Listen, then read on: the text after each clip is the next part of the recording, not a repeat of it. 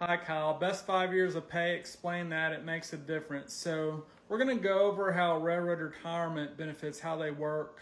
So the employee, they get a tier 1 and tier 2 benefit, and the spouse also gets a tier 1 and tier 2 benefit. So the employee's tier 1 benefit, it's based on the highest 35 years of earnings in that employee's career, and it can consider both railroad and non-railroad earnings. So you folks that have worked a lot under Social Security, you're wanting to know what happens with that.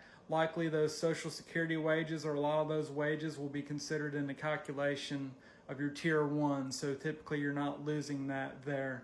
Tier 2, one of the factors in the tier 2, it looks at your highest 60 service months, your highest 5 years of railroad service is used to compute your tier 2, and it also looks at the total number of service months. And that has to be based solely on railroad service. So non-railroad work typically isn't going to help your tier 2 benefit.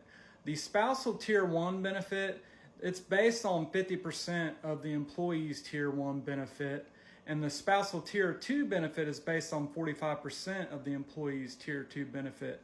Folks, if these videos are helpful for you, I'd really appreciate it if you go to my bio. There's a link there, click on it, leave a review. I'll also leave a link in the comments. Thank you.